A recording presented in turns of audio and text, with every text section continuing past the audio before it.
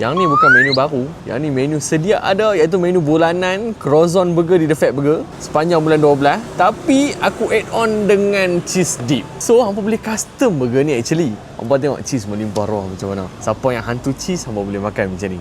Hampa nak cicah boleh, hampa nak tuang macam aku tuang ni pun boleh.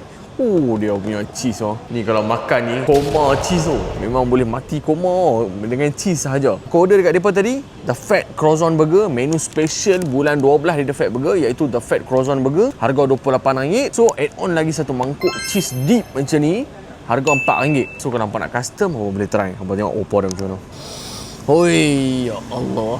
Nasib baik tengah diet geng. Nak gigit pun rasa serba salah ni. Tapi kalau ni boleh bagi one bite, apa tengok opa dia macam mana. So boleh main try. Dia boleh custom. Jangan duk ingat The Fat Croissant Burger tu, tak boleh add on apa-apa. Hang nak tambah mozzarella boleh, hang nak tambah cheese dip macam ni boleh, hang nak tambah crispy chicken boleh. Semua boleh. Hang boleh custom. Hang boleh tengok di bahagian bawah menu tu ada add on.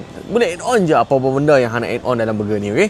So main try sepanjang bulan 12 di The Fat Burger, The Fat Croissant Burger add on dengan cheese dip.